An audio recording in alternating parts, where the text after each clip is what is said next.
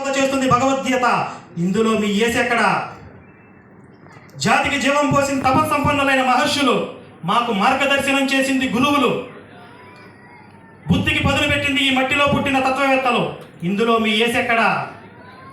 రాక్షస మూకలు చెలరేగినప్పుడు ఎదురొడ్డి పోరాడింది మహావీరులు, భరతమాత బానిస సంఖ్యలను తెంపింది స్వతంత్ర సమర యోధులు. ఇందులో మీ యేసు ఎక్కడ? చరిత్ర మాది, పోరాటం మాది, బ్రతుకు మాది, భవిత మాది.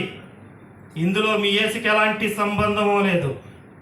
యేసును ఒక మంచి మనిషిగా గౌరవిస్తాం, కానీ దేవుణ్ణి చేసి మా నెత్తి మీద రుద్దాలని చూస్తే మాత్రం ఆ రోజు యూదులు చేసిందే ఇప్పుడు మేము చేయాల్సి వస్తుంది.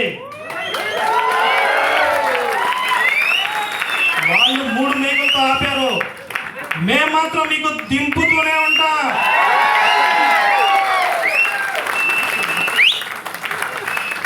భారతావనిని కబళించాలన్న ప్రయత్నం కాదు, ఆలోచన కూడా మర్చిపోండి. లేదంటే భరతమాత నుదుటిపై నిత్తుడి తలకమైన బిడ్డలందరి మీద పట్టు. ఈ గడ్డపై మీ ఉనికి లేకుండా చేస్తాం. మిమ్మల్ని, మీ మతాన్ని హిందూ మహాసముద్రంలో కలిపేస్తాం.